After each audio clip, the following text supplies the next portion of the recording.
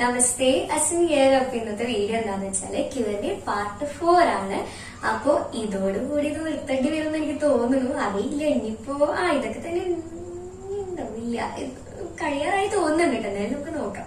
Okay, അപ്പൊ ഇപ്പൊ ഞാൻ ഇനി റീഡ് ചെയ്യാൻ പോകുന്നത് Q&A പാർട്ട് 1ലും 2ലും വന്ന ക്വസ്റ്റ്യൻസ് ആണ്. അപ്പൊ അത് എന്തൊക്കെയാന്ന് നോക്കാം.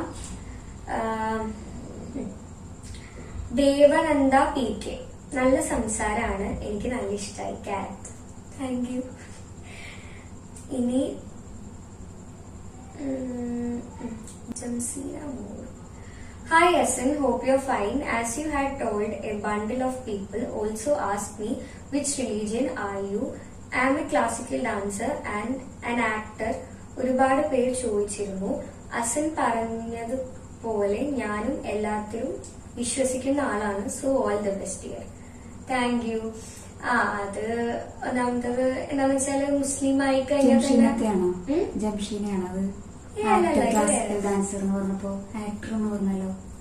ആരാണോ, ജംഷീനത്തെ ആയിരിക്കും, അറിയില്ല ആരാന്ന് ചോദിച്ചാൽ എനിക്ക് അറിയില്ല കേട്ടോ. അതെന്താന്ന് വെച്ചാല് ഇത് തന്നെയാണ്. അതായത് നമ്മളിങ്ങനെ ഡാൻസും ഒക്കെ ചെയ്യുന്നോണ്ട് ചില ആൾക്കാർക്ക് അതൊന്നും ഇഷ്ടമായിക്കൊള്ളുന്നില്ല. കുറെ ആൾക്കാർ മതം പറഞ്ഞു തരും, അങ്ങനെയൊക്കെ പറഞ്ഞു തരും. നീ എന്തിനാ അതൊക്കെ ചെയ്യുന്നതൊക്കെ ചോദിച്ച് നമ്മളെങ്ങനെ ഇതാക്കാൻ വേണ്ടി വരും. അപ്പൊ അതൊക്കെ ഒന്ന് മൈൻഡ് ചെയ്യാതിരിക്കുക. നമുക്ക് എന്താണോ ഇഷ്ടം അത് ഫോളോ ചെയ്യുക. പിന്നെ അത് ഫോളോ ചെയ്യാൻ നമ്മുടെ കൂടെ ഒരാൾ മതി സപ്പോർട്ട് ചെയ്യാൻ. എനിക്ക് അതെന്റെ മമ്മിയാണ്, എനിക്ക് മമ്മി മാത്രം മതി. പിന്നെ എനിക്ക് വേറെ ഒന്നും ആലോചിക്കേണ്ട ആവശ്യമില്ല. സോ ഞാനത് മമ്മി എന്റെ കൂടെ സപ്പോർട്ട് ആയതുകൊണ്ട് ഞാനത് അടിപൊളിയായിട്ട് ഫോളോ ചെയ്ത് പോകുന്നു, അത്രേ ഉള്ളൂ. അപ്പൊ അങ്ങനെ നമുക്ക് ഒരൊറ്റ ആൾ മതി സപ്പോർട്ട് ചെയ്യാൻ വേണ്ടിയിട്ട്. അങ്ങനെ ഫോളോ ചെയ്യുക. നമുക്ക് എന്തെങ്കിലും ഡ്രീംസ് ഉണ്ടെങ്കിൽ അത് ഇപ്പോഴേ സാധിച്ചെടുക്കാൻ പറ്റുള്ളൂ. പിന്നെ കുറെ കഴിഞ്ഞ് അല്ലെങ്കിൽ ഇപ്പോ ഒരു ലൈഫല്ലേ ഉള്ളൂ, അത് കഴിഞ്ഞ പിന്നെ നമുക്കത് പറ്റുന്നല്ലോ. അപ്പോ ഉള്ള ടൈമിൽ ഹാപ്പി ആയിരിക്കുക, ആ ഒരു കാര്യം ചെയ്യാൻ നോക്കുക. അങ്ങനെ ഓക്കെ. അപ്പം അടുത്ത ക്വസ്റ്റ്യൻ നോക്കാം. അതുല്യ KM, ഇതെന്റെ ഫ്രണ്ടാണ്. ഞാൻ ഈ ഭവൻസിൽ പഠിച്ചിരുന്ന ടൈമില് നിന്റെ എക്സ്പീരിയൻസ് അറിയാവോ പാർട്ട് 2ല്? By the way, waiting for the part 2 video. Athulya എന്ന് പറയാനാണെങ്കിൽ അകമല ഭവൻസിനെ കുറിച്ച് പറയുമ്പോൾ എനിക്ക് ആദ്യം ഓർമ്മ വരിക റെനിയ, പ്രാർത്ഥന, അസിൻ. ഞങ്ങൾ ഈ 3 പേരായിരുന്നു ഫ്രണ്ട്സ് എന്ന് പറയാൻ പറ്റില്ല, അടി ഉണ്ടാക്കുന്ന ഫ്രണ്ട്സ് എന്ന് വേണമെങ്കിൽ പറയാം. ഞങ്ങൾ 3 പേരും ഒരുമിച്ച് നടന്നത് പോലും എനിക്ക് ഓർമ്മയില്ല. കാരണം അത്രയും അടിയായിരുന്നു. മെയിനായിട്ട് ഞാനും പ്രാർത്ഥവും. എനിക്ക് പ്രാർത്ഥന ഇഷ്ടമുണ്ടായിരുന്നില്ല. ഞാൻ ഏറ്റവും കൂടുതൽ അന്ന് പ്രാർത്ഥിക്കാൻ എന്താണെന്നറിയോ? അയ്യോ പ്രാർത്ഥ സ്കൂള് മാറിപ്പോണേ, അവൾ ഈ സ്കൂളിൽ പഠിക്കല്ലേ, റെനി ഇവിടെ മാത്രം നിൽക്കണേ, അങ്ങനെയൊക്കെയായിരുന്നു. പ്രാർത്ഥന എങ്ങനെയാണെന്ന് എനിക്കറിയില്ല, അവൾക്കും ഉണ്ടായിരുന്നു. അതായത് എനിക്ക് എന്തെന്നതായാലും എനിക്ക് പ്രാർത്ഥന ഇഷ്ടമല്ല, അവൾ ഞങ്ങളുടെ ഗ്രൂപ്പിൽ വേണ്ട, അങ്ങനെയൊക്കെയായിരുന്നു ഞാൻ. അത് ആ ടൈമിൽ ഒരു ചെറിയ ഈഗോ പ്രശ്നം. പ്രാർത്ഥന ഇഷ്ടമുണ്ടായിരുന്നില്ല കേട്ടോ. അത് എന്താ സത്യം പറഞ്ഞാൽ എന്താണ് അടിയെന്ന് പോലും എനിക്ക് ഓർമ്മയില്ല. തീരെ ഇഷ്ടമല്ല. എനിക്കെന്തോ കുട്ടിയെ ഇഷ്ടമല്ല. കുട്ടിയെ സ്കൂളിലും പഠിക്കാൻ പാടില്ല, ബൗൺസിൽ പാടില്ല, അവൾ എവിടേക്കെങ്കിലും പൊക്കോട്ടെ, അങ്ങനെയൊക്കെയായിരുന്നു എനിക്ക്. എന്നിട്ട് ഹാരിസ് ആന്റി, അതായത് രമ്യയുടെ ഉമ്മ, പിന്നെ എന്റെ മമ്മി, പിന്നെ രമ്യ ആന്റി, ഇവര് ഭയങ്കര കമ്പനിയായിരുന്നു. അപ്പോ എന്റെ മമ്മിയാണെങ്കിൽ പ്രാർത്ഥന അമ്മ, അതായത് രമ്യ ആന്റിനായിട്ട് ഭയങ്കര കമ്പനിയായിരുന്നു. അപ്പൊ ഇവര് രണ്ടുപേരും ഭയങ്കര സ്നേഹം. പക്ഷെ ഞങ്ങൾ രണ്ടുപേരും തീരെ ശരിയല്ല. പിന്നെ ഞാനും റെനിയും സെറ്റായിരുന്നു. പക്ഷെ എനിക്ക് പ്രാർത്ഥന ഇഷ്ടമല്ല, അതാണ് പ്രാർത്ഥന എനിക്ക് ഇഷ്ടമല്ല. റെനിയും പാവം കുറെ കഷ്ടപ്പെട്ടിട്ടുണ്ട് ഞങ്ങൾ ഒരുമിപ്പിക്കാൻ വേണ്ടിയിട്ട്. അവര് കുറച്ചേരം അവരെടുത്ത് പോകും, കുറച്ചേരം എന്റെ അടുത്ത് വരും, കുറച്ചേരം അവരുടെ അടുത്ത് പോകും, കുറച്ചേരം എടുത്തു പോകും, അങ്ങനെയായിരുന്നു.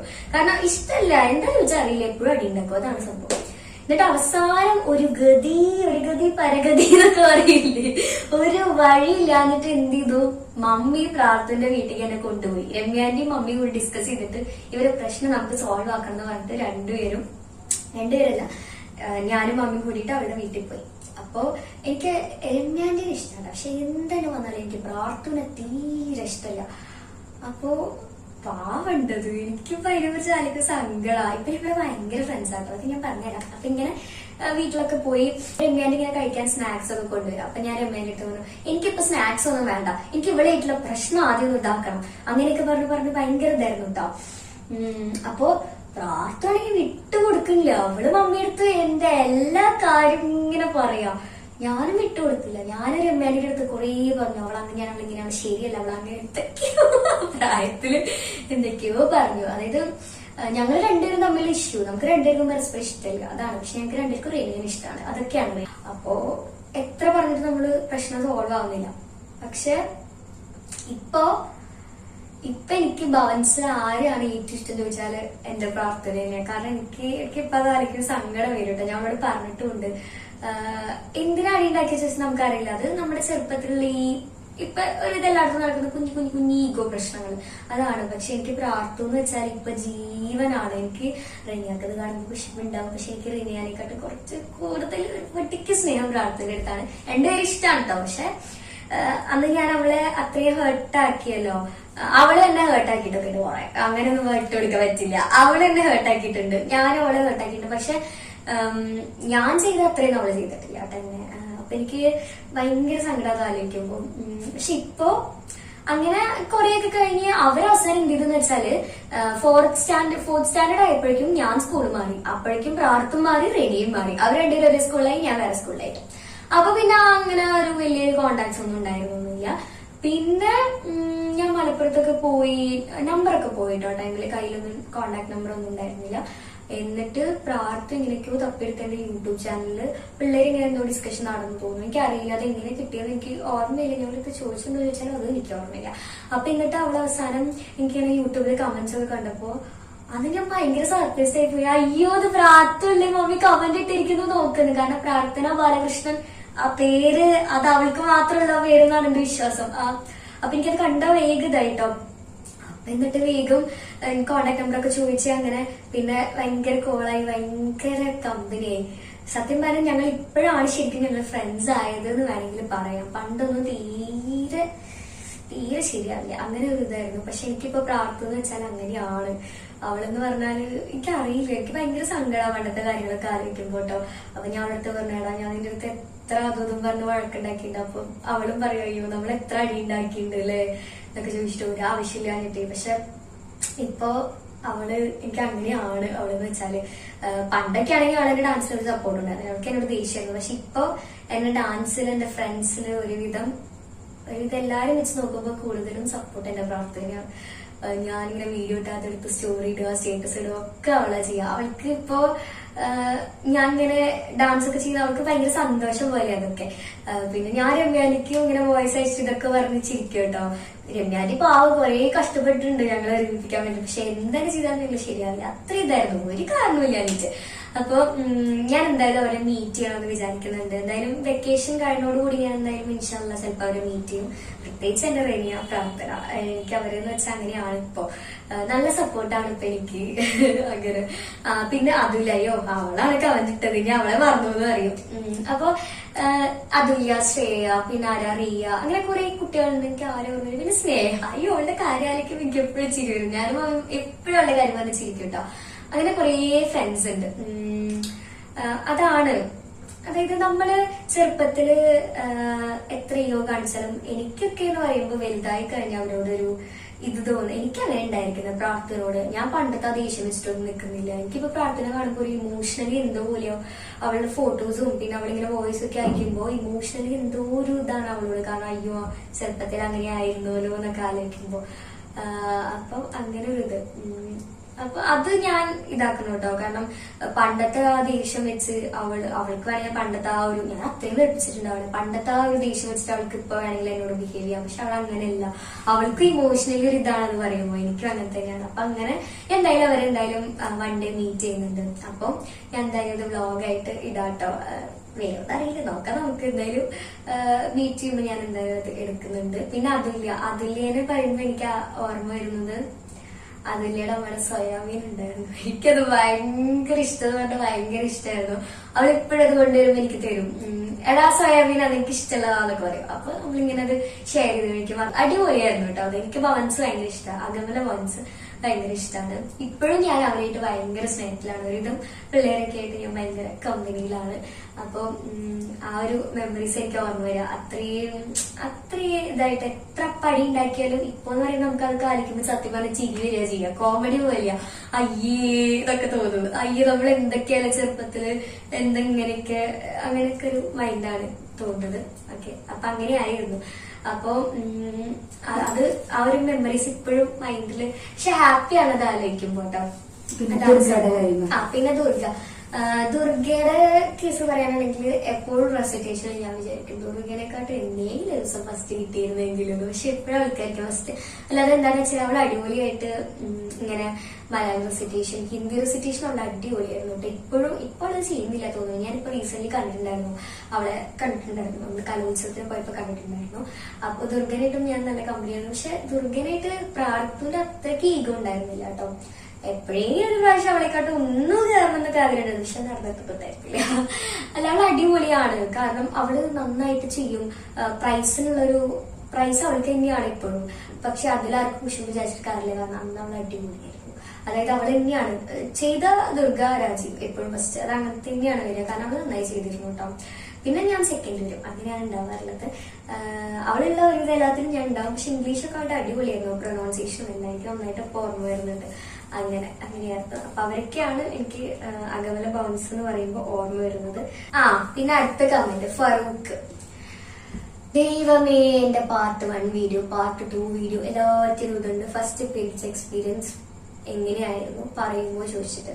അപ്പൊ ഞാൻ ആദ്യം വിചാരിച്ചു പറയണ്ട. പിന്നെ എനിക്ക് തോന്നി എന്തിനാ പറയാതിരിക്കുന്നത്, കോമൺ ആയിട്ടുള്ള ഒരു കാര്യമില്ല, ഇപ്പൊ പറയാതിരിക്കേണ്ട ആവശ്യമില്ല എനിക്ക് തോന്നി. എന്റെ പീരീഡ്സ് എക്സ്പീരിയൻസ് എങ്ങനെയാന്ന് വെച്ചാല്, എനിക്ക് സത്യം പറഞ്ഞാല് മമ്മി അതിനെ കുറിച്ച് പറഞ്ഞു തന്നിരുന്നോ ചോദിച്ചാല് അവിടെ ഇവിടെയും തൊടാതെ പറഞ്ഞു തന്നിട്ടുണ്ടായിരുന്നു. മമ്മിയുടെ കേസ് വെച്ച് നോക്കുകയാണെങ്കിൽ എനിക്കത് പറഞ്ഞു തരേണ്ട ഒരു പ്രായമായിട്ടില്ലായിരുന്നു അന്ന്. കാരണം ഇപ്പൊ എത്ര ഉള്ളു വെച്ചെങ്കിൽ അപ്പൊ കുഞ്ഞായിരുന്നു. പറഞ്ഞു തരേണ്ട ഒരു ആവശ്യം മമ്മിക്ക് തോന്നിയിട്ടില്ല. സോ മമ്മി പറഞ്ഞു തന്നിട്ടുണ്ടായിരുന്നില്ല. പക്ഷെ എന്നാലും കുറെ ഇൻസിഡൻസ് ഇങ്ങനെ വീട്ടിൽ നടക്കുമ്പോൾ ഞാൻ ചോദിക്കായിരുന്നു, മമ്മി അത് എന്തായിരുന്നു എന്ന് ചോദിക്കും. അപ്പൊ മമ്മി എനിക്ക് പാഡ് എന്താണ്, അതെങ്ങനെയാണ് എന്നുള്ള കാര്യം ചെറുതായിട്ടൊന്ന് പറഞ്ഞിട്ടുണ്ടായിരുന്നു. കൂടുതൽ ഡീറ്റെയിൽ ആയിട്ട് മമ്മിക്ക് തോന്നിയിട്ടുണ്ടാവും പറഞ്ഞു തരേണ്ട ആവശ്യമില്ലാന്ന്. അപ്പൊ നിങ്ങൾ ചിലപ്പോൾ വിചാരിക്കും അയ്യോ ഇതെന്താ നേഴ്സായിട്ടൊന്നും പറഞ്ഞു തന്നില്ലേന്ന്. പക്ഷെ കുഞ്ഞായതുകൊണ്ട് അത് പറയേണ്ട ആവശ്യമില്ല ഒരു കുഞ്ഞു കുട്ടിയോട്. അപ്പൊ അതിനുള്ള ഏജ് ആയിട്ട് പറഞ്ഞ് കൊടുക്കാലോ എന്ന് വിചാരിച്ചിട്ടായിരിക്കാം മമ്മി ഇരുന്നിട്ടുണ്ടാവുക. അപ്പോ ഞാൻ 5th പഠിക്കുന്ന സമയത്ത് നമുക്ക് ഇങ്ങനെ ഒരു ഗ്രൂപ്പ് ഡിസ്കഷൻ വന്നപ്പോ പീരീഡ്സിന്റെ കേസ് എടുത്തിട്ടു. അപ്പൊ എനിക്ക് അങ്ങനെ ഒരു ഡീറ്റെയിൽ ആയിട്ട് ഇതിനെ കുറിച്ച് എനിക്ക് ആക്ച്വലി അറിയുന്നുണ്ടായിരുന്നില്ല. അപ്പൊ എനിക്ക് ഇതിനെ കുറിച്ച് പറഞ്ഞത് അക്ഷതയാണ്. അക്ഷത എന്റെ ഫ്രണ്ടായിരുന്നു കേട്ടോ. 5th ഫ്രണ്ട് ആയിരുന്നു എന്നല്ല, ആണ്. ഓക്കെ, അപ്പൊ അവളാണ് എനിക്ക് ഇതിനെ കുറിച്ച് പറഞ്ഞത്. ഇങ്ങനെയുണ്ട്, ബ്ലഡ് വരും, അങ്ങനെയൊക്കെ ഉണ്ട്, അപ്പൊ നമ്മളത് പേടിക്കരുത് എന്നുള്ള രീതിയിലൊക്കെ എനിക്ക് പറഞ്ഞത്. ഒരു കംപ്ലീറ്റ് ഡീറ്റെയിൽഡ് എന്നാണെങ്കിൽ പറയാം, എന്നാലും പറഞ്ഞു തന്നിട്ടുള്ളത് അവളായിരുന്നു. അപ്പൊ ഞാനിങ്ങനെ വീട്ടിൽ വന്നപ്പോ അയ്യോ മമ്മി ഇങ്ങനെ ബ്ലഡ് വരുന്നു അക്ഷത പറഞ്ഞു, അങ്ങനെയുണ്ടോ, അയ്യോ എനിക്ക് ആകെ പേടിയായി ഞാനത് കേട്ടപ്പോ. അയ്യോ ബ്ലഡ് വരിക അങ്ങനെയൊക്കെ പറഞ്ഞപ്പോ ഒരു എല്ലാ പിള്ളേർക്കുള്ള പോലെ ഒരു ടെൻഷൻ. ഇപ്പോഴത്തെ പിള്ളേർക്ക് എനിക്ക് തോന്നുന്നു അതില്ലാന്ന്. കാരണം ഒരു എല്ലാവർക്കും അത് അറിഞ്ഞു തുടങ്ങിയല്ലോ. മീൻസ് ഇപ്പോഴത്തെ പിള്ളേർക്ക് അതിനെ കുറിച്ചുള്ള ഒരു ടെൻഷനാണ്. പക്ഷെ എനിക്ക് ആ ടൈമിൽ ഭയങ്കര ഒരു പേടി ഉണ്ടായിരുന്നു അതിനെ കുറിച്ചിട്ട്. അപ്പൊ മമ്മി ഇങ്ങനെ പറഞ്ഞു അച്ഛൻ ഇങ്ങനെയുണ്ട്, നമ്മൾ പാഡ് യൂസ് ചെയ്യും, ഞാൻ നിന്നോട് അന്ന് പറഞ്ഞത് നിനക്ക് ഓർമ്മയുണ്ടോ എന്നുള്ള രീതിയിൽ മമ്മയോട് സംസാരിച്ചിട്ടുണ്ടായിരുന്നു. പിന്നീട് മമ്മിയും എനിക്ക് അതിനെ കുറിച്ച് കുറെ കാര്യങ്ങൾ പറഞ്ഞു. അങ്ങനെ കുറെ ടൈമൊക്കെ കഴിഞ്ഞപ്പോഴേക്കും ഞാൻ സത്യം പറയാലോ, ആവുമ്പോ നമ്മൾ ആക്ച്വലി അത് ആവും എന്ന് നമ്മൾ പ്രതീക്ഷിക്കില്ല. അൺഎക്സ്പെക്ടഡ് ആയിട്ടാണല്ലോ. അപ്പോ അന്നത്തെ ആ കേസൊക്കെ പറഞ്ഞു കഴിഞ്ഞെങ്കിലും ഞാൻ പിന്നെ ഏത് ആലോചിച്ചിരിക്കുന്നു. സോ ഞാൻ പെട്ടെന്ന് കണ്ടപ്പോ ആകെ ഒന്ന് ടെൻസ്ഡായി. അപ്പൊ ഞാൻ ബാത്റൂമിൽ നിന്ന് അത്ര ഉറക്കം, മമ്മി മമ്മി മമ്മി എന്ന് ഭയങ്കര വിളിയായിരുന്നു. അപ്പൊ മമ്മി പേടിക്കല്ലേ കൂടാവെന്ന് പറഞ്ഞിട്ട് പാഡൊക്കെ വെച്ച് തന്ന് എല്ലാം സെറ്റായി. എന്നിട്ട് ഞാനൊരു ഉച്ച വരെ എന്റെ ഓർമ്മയിൽ ഞാൻ കരച്ചിൽ തന്നെയായിരുന്നു. അതെന്ന് പറഞ്ഞാല് എനിക്ക് ബ്ലഡ് ആക്ച്വലി പേടിയായിരുന്നു. അന്നും പേടി, എന്നും പേടി. പക്ഷെ ഇന്ന് കുറച്ചൊക്കെ പേടി മാറി തോന്നുന്നു, എന്നാലും പേടിയാണ്. അപ്പൊ അന്ന് ഭയങ്കര പേടി. അന്ന് പിന്നെ കുഞ്ഞല്ലേ, ഞാൻ 6th ആയപ്പോഴാണ് ഞാൻ പീരീഡ് ആയത്. കുറെ ഡേയ്സ് എന്ന് പറയാൻ പറ്റില്ല. ഞാൻ 6th ആയപ്പോഴാണ്. അക്ഷത എന്നോട് 5th പറഞ്ഞു, ഞാൻ 6th ആയത്. അപ്പോ 6th ഒരു മോർണിംഗ് സ്കൂളിൽ പോകാൻ റെഡി ആവുമ്പോ ആയി. അപ്പൊ ഭയങ്കര പേടിയായി. പിന്നെ ഒരു ഉച്ചവരെയും കരച്ചിൽ തന്നെയായിരുന്നു. പിന്നെ എനിക്ക് മനസ്സിലായി കരഞ്ഞിട്ടൊന്നും കാര്യമില്ല, അത് എന്തായാലും ഉണ്ടാവുന്നതെന്ന് മനസ്സിലായി.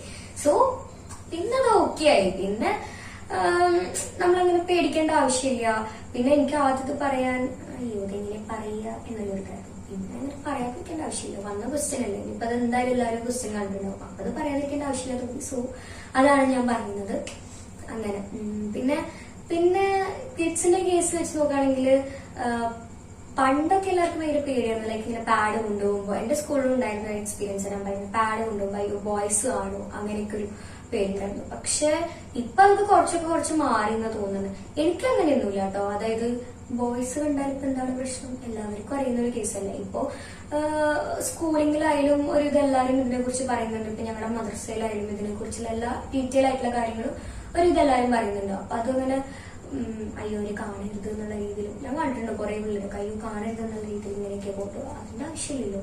അതിനെ കുറിച്ച് അവർക്ക് അറിയുന്നതാണല്ലോ. ബോയ്സ് ആയാലും ഗേൾസ് ആയാലും അറിഞ്ഞിരിക്കേണ്ട ഒരു കാര്യമാണ്. സോ അങ്ങനെ നാണം അല്ലെങ്കിൽ ഒരു പേടി കാണുമോ, കണ്ടാലിപ്പോ എന്താ, അങ്ങനെയൊക്കെ ഒന്ന് വിചാരിക്കാം. കുറെ ആൾക്കാർ ഇങ്ങനെ കണ്ടിട്ടുണ്ട്. പിന്നെ അത് ഓരോരുത്തരുടെ ക്യാരക്ടർ അങ്ങനെയായിരിക്കാം. പക്ഷെ എനിക്ക് അങ്ങനെയൊന്നും ഉണ്ടായിരുന്നില്ല. എന്നോട് മമ്മി പറഞ്ഞിട്ടുള്ള കാര്യം ഗേൾസിനായാലും ബോയ്സിനായാലും അറിഞ്ഞിരിക്കേണ്ട ഒരു കാര്യമാണ്. അപ്പൊ പിറ്റ്സിനെ കുറിച്ച് അതാണ് പറയുന്നത്. ഇനി മനോജ് മാമനോ ഹായ് ചേച്ചി, ഞാൻ ചേച്ചിയുടെ വലിയൊരു ഫാനാണ്. ചേച്ചിയുടെ എല്ലാ വീഡിയോസും കാണുന്ന കൂട്ടത്തിലാണ് ഞാൻ. Thank you. ഇനി തൻഹ മറിയം, ഡാൻസ് ഏത് ഏജ് മുതലാണ് പഠിക്കാൻ തുടങ്ങിയത്? പിന്നെ ഞാൻ ഓൾറെഡി പറഞ്ഞു. പിന്നെ അപ്പോ ഡാൻസ് ചേർക്കാൻ ഫാദർ ആൻഡ് ഫാമിലി സമ്മതിച്ചിരുന്നു. മമ്മി കുറെ സഫർ ചെയ്തിട്ടുണ്ടാവുമല്ലോ, സ്റ്റോറി കേൾക്കാൻ ആഗ്രഹമുണ്ട്. ഓൾസോ ഇപ്പൊ ഫാദറിനായിട്ട് കോണ്ടാക്ട് ഒന്നുമില്ലേ? Lots of love. റിപ്ലൈ എന്തായാലും വേണം കേട്ടോ. സോ തൻഹ മറിയം, റിപ്ലൈ എന്തായാലും വേണം കേട്ടോ എന്ന് പറഞ്ഞതുകൊണ്ട് റിപ്ലൈ തരുന്നു. ഞാൻ ഈ കമന്റ് ആക്ച്വലി അവോയ്ഡ് ചെയ്യാന്ന് വിചാരിച്ചതാണ്. പിന്നെ റിപ്ലൈ എന്തായാലും വേണമല്ലോ എന്ന് പറഞ്ഞല്ലോ. സോ റിപ്ലൈ തരാണ്. ഫസ്റ്റ് തന്നെ എനിക്ക് പറയാനുള്ളത്, ഒരാള് ലൈക്ക് ഒരു യൂട്യൂബർ Q&A ചോദിക്കൂ എന്ന് പറഞ്ഞിടുമ്പോ അതില് എല്ലാ പേഴ്സണൽ കാര്യംസും ചോദിക്കേണ്ട ആവശ്യം ഇല്ല എന്ന് എനിക്ക് തോന്നുന്നുണ്ട്. പിന്നെ എന്റെ അറിവില് ഒരു യൂട്യൂബേഴ്സും അവരുടെ വീട്ടിലുണ്ടാവുന്ന പേഴ്സണൽ ആയിട്ടുള്ള കാര്യങ്ങളായാലും എന്തായാലും യൂട്യൂബിൽ പറയാറില്ല. കാരണം ഇതൊരു സോഷ്യൽ മീഡിയ പ്ലാറ്റ്ഫോം, പബ്ലിക് ആയിട്ടുള്ള ഒരു പ്ലാറ്റ്ഫോം ആണ്. ഇതിൽ വന്നിട്ട് പറയേണ്ട ആവശ്യമില്ല. ഇപ്പൊ പറയുന്ന ആൾക്കാരും ഉണ്ടാവും. പക്ഷെ ഞാൻ അങ്ങനത്തെ ഒരു ടൈപ്പ് അല്ല. എന്റെ വീട്ടിൽ നടക്കുന്ന എല്ലാ കാര്യങ്ങളും ഇപ്പൊ ഇതിൽ വന്ന് പറയണമെന്നുണ്ടോ? റിപ്ലൈ വേണം എന്നുള്ളതുകൊണ്ട് ഞാൻ പറഞ്ഞതാണ്. പിന്നെ നിങ്ങൾ വീഡിയോയിൽ കാണുന്ന ഇപ്പോ യൂട്യൂബേഴ്സ് ഒരു 40 മിനിറ്റ്സ് കൂടിപ്പോയ 1 അവർ അല്ലേ, 1 അവർ തന്നെ 1 അവറൊക്കെ വീഡിയോ ചെയ്യുമ്പോൾ അതിലുള്ള ലൈഫ് ആവില്ല അവരുടെ യഥാർത്ഥ ലൈഫ്. വീഡിയോയുടെ മുന്നിൽ ചിലപ്പോൾ നിങ്ങളെടുത്ത് നല്ല ചിരിച്ച് കളിച്ച് എല്ലാം ഭയങ്കര ഇതായി കാണിക്കുമ്പോൾ അവരുടെ ലൈഫ് ഫുള്ളും ചിരിച്ച് കളിച്ചിട്ട് ഭയങ്കര ഹാപ്പി ആയിട്ട് ഇരിക്കണമെന്നുണ്ടോ അവര്? പിന്നെ അവരുടെ ലൈഫിൽ അവർ ഫാമിലിയിൽ ഒരുപാട് കാര്യങ്ങൾ നടക്കുമ്പോൾ അതെല്ലാം നിങ്ങളോട് ഒന്ന് ഓപ്പൺ ആയിട്ട് പറയണമെന്നുണ്ടോ? ഇല്ല. സോ അങ്ങനത്തെ ക്വസ്റ്റ്യൻസ് അവോയ്ഡ് ചെയ്യാട്ടോ. ഒരു Q&A ഞാൻ ചെയ്യുന്നുണ്ട് പറഞ്ഞിട്ട് എന്റെ എല്ലാ കാര്യം ഞാൻ ഇതിൽ തന്നെ വന്ന് പറയണമെന്നുണ്ടോ? അങ്ങനെയൊന്നും ചോദിക്കരുത്. അതെന്തായാലും പറയില്ല. ഇനിയിപ്പൊ എന്തൊക്കെ കാര്യങ്ങളായാലും എന്തായാലും അത് എനിക്ക് പറയേണ്ട ആവശ്യമില്ല. ആക്ച്വലി നിങ്ങൾക്ക് അറിയേണ്ട ആവശ്യമില്ല. അങ്ങനെ എനിക്ക് അങ്ങനെയാണ് തോന്നിയിട്ടുള്ളത്. ഓക്കെ. പിന്നെ ചോദിച്ചു മമ്മി കുറെ സഫർ ചെയ്തിട്ടുണ്ടാവൂലേ എന്നൊക്കെ. അത് ഓക്കെ, അങ്ങനെയൊക്കെ ചോദിക്കാം.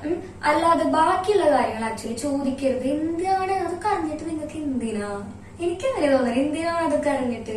മമ്മി സഫർ ചെയ്തിട്ടുണ്ട്, ഒരുപാട് സഫർ ചെയ്തിട്ടുണ്ട് ഡാൻസിന് വേണ്ടിയിട്ട്.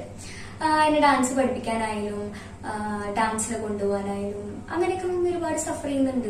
സഫർ ചെയ്യാൻ പറഞ്ഞാൽ മമ്മിക്ക് വലിയൊരു ബുദ്ധിമുട്ട് തന്നെയാട്ടോ ഞാൻ പറയുന്നത്. പിടിച്ചു നിൽക്കാൻ മമ്മിക്ക് കുറച്ച് ഇത് വന്നിട്ടുണ്ട്. അല്ലാതെ മമ്മി ഹാപ്പി ആയിട്ട് തന്നെയാണ് എന്നെ ഡാൻസിന് കൊണ്ടുപോകുന്നതും ഒക്കെ ചെയ്യുന്നത്. സഫർ മീൻസ് വലിയ സഫറിംഗ് ഒന്നുമല്ല, എന്നാലും മമ്മി കുറച്ചൊക്കെ സഫർ ചെയ്തിട്ടുണ്ട്. നമ്മുടെ ഒരു റിലീജിയൻ ഇങ്ങനെ ആയതുകൊണ്ട് മമ്മി സഫർ ചെയ്തിട്ടുണ്ട്. ഓക്കെ. അപ്പോ അതിനുള്ള റിപ്ലൈ എന്തായാലും വേണം കേട്ടോ. റിപ്ലൈ കിട്ടിയിട്ടുണ്ട് കേട്ടോ. ഇനി സ്വത്തുട്ടി നൈസ് നെയിമാണല്ലോ. ചേച്ചി ഡാൻസ് ചെയ്യുമ്പോൾ സ്റ്റാമിന ഇംപ്രൂവ് ചെയ്യാനുള്ള ടിപ്സ് പറഞ്ഞുതരുമോ? ചേച്ചിയുടെ ഡാൻസ് പൊളിയാണ്, ബിഗ് ഫാൻ ചേച്ചി, ലവ് യു. ചേച്ചിയുടെ ഗുരുസ് ഇത് കേക്കണ്ട. എടാ കുട്ട, സ്റ്റാമിന ഇംപ്രൂവ് ചെയ്യാൻ വേണ്ടിട്ട് നീ നന്നായിട്ട് പ്രാക്ടീസ് ചെയ്യുക. രാവിലെ എണീറ്റിട്ട് നന്നായിട്ട് ജമ്പ് ചെയ്യുക. ചേച്ചി അതൊന്നും ചെയ്യാറില്ല. അപ്പൊ കുട്ടി അത് ചെയ്തോളൂ, നല്ലതാണ്. രാവിലെ നേരത്തെ എണീക്കുക, ഒരു 100 ടൈംസ് സ്റ്റാൻഡിങ് ജമ്പ് ചെയ്യുക. പിന്നെ സിറ്റിംഗ് ജമ്പ് ഒരു 100 ടൈംസ് ഒക്കെ ചെയ്യുക. വർണ്ണംസ് ഒക്കെ ഒരുപാട് പ്രാക്ടീസ് ചെയ്യുക. മറ്റുള്ളവർക്ക് അതാ ഞാൻ പറഞ്ഞത്, ചേച്ചിയുടെ ഗുരുസ് ഒന്നും ഇത് കാണണ്ടാവും. ചേച്ചി അങ്ങനെയൊന്നും ചെയ്യാറൊന്നുമില്ല. ചേച്ചിയുടെ വർണ്ണം മാത്രമേ കളിച്ചു നോക്കാറുള്ളൂ. അല്ലാതെ ചേച്ചി ഒരു എക്സസൈസ് പോലും നമസ്കാരം ചെയ്ത് കഴിഞ്ഞിട്ട് ചേച്ചി ചെയ്യാറില്ല. ചേച്ചി അത്രയ്ക്ക് നല്ല കുട്ടിയാണ്. ഓക്കെ. അപ്പൊ കുട്ടി ചെയ്തോളൂ കേട്ടോ, നല്ലതാണ്. ബോഡിക്ക് നല്ല സ്റ്റാമിന അതൊക്കെ ചെയ്യുമ്പോൾ നമുക്കൊരു ടയർഡ്നെസ് ഉണ്ടാവില്ല. സ്റ്റേജിൽ കയറിയാൽ നല്ല സുഖമായിട്ട് ചെയ്യാവുന്നതായിരിക്കും. ഓക്കെ. ഇനി ആരാ ലേഖിത. കുറെ നല്ല പേരുകളുണ്ടല്ലോ വീട്ടില്. ചേച്ചി I am your big fan. Thank you ചേച്ചി. കോസ്റ്റ്യൂം ഒക്കെ എവിടെ നിന്നാ സ്റ്റിച്ച് ചെയ്യുന്നത്? പാർട്ട് 3 പറയണേ പ്ലീസ്.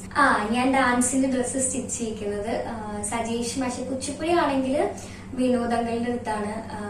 അത് വണ്ടൂരാണ് വരുന്നത് കേട്ടോ. മാഷ് എപ്പോഴും അവിടെ തന്നെയാണ് സ്റ്റിച്ച് ചെയ്യിക്കാൻ കൊടുക്കാറുള്ളത്. മാഷിന്റെ സ്റ്റുഡൻസിന്റെ എല്ലാവരും അവിടെ തന്നെയാണ് കൊടുക്കാറുള്ളത് കേട്ടോ. പിന്നെ ഭരതനാട്യം ആണെങ്കിൽ ഹർഷമാഷ അടുത്തുള്ള ടൈമിൽ അവിടെ കാലിക്കറ്റ് സജീവങ്ങളുണ്ട്. അപ്പൊ സജീവങ്ങളുടെ അടുത്ത് തന്നെയാണ് സ്റ്റിച്ച് ചെയ്യാൻ കൊടുക്കാറുള്ളത്. Okay okay. അപ്പോ ഇത്രയേ ഉള്ളൂ നമ്മുടെ Q&A. അപ്പൊ ഇതോടുകൂടി Q&A എൻഡ് ചെയ്യാൻ വേണ്ടി പോവാണ്. ഇനി ഈ വീഡിയോ ഇടുമ്പോ ഇതിന്റെ അടിയിൽ ഇനി വേറെ വരുമെന്ന് എനിക്കറിയില്ല. അടിയില് അത്യാവശ്യം കുഴപ്പമില്ലാത്തൊരു കമന്റ്സ് വരികയാണ്, ലൈക്ക് കുറെ ക്വസ്റ്റ്യൻസ് വരികയാണെങ്കിൽ അതിന്റെയും കൂടി ഞാൻ ചെയ്തിട്ടാണ് Q&A നിർത്തുള്ളൂ. ഓക്കെ, ഞാൻ നോക്കട്ടെ. അതായത് ഇത് ലാസ്റ്റ് Q&A എന്ന് ഞാൻ പറയുന്നില്ല. ഇനി മീൻസ് ഈ വീഡിയോ അപ്ലോഡ് ചെയ്ത് കഴിഞ്ഞിട്ട് അതിന്റെ അടിയിൽ മീൻസ് എന്താ പറയാ, ഈ എപ്പോഴും ചോദിക്കുന്ന ക്വസ്റ്റ്യൻസ് അല്ലാതെ റിപ്പീറ്റഡ് അല്ലാത്ത ക്വസ്റ്റ്യൻസ് എന്തെങ്കിലും വേറെ ഒരു 5 എണ്ണത്തിന്റെ മുകളിൽ കൂടുതലൊക്കെ ഇങ്ങനെ വരികയാണെങ്കിൽ ഞാൻ അത് വീഡിയോ ആയിട്ട് ചെയ്യാം. അല്ലെങ്കിൽ ഞാൻ ആ കമന്റിന് റിപ്ലൈ കൊടുക്കാൻ എന്തെങ്കിലും ചെയ്യാം കേട്ടോ.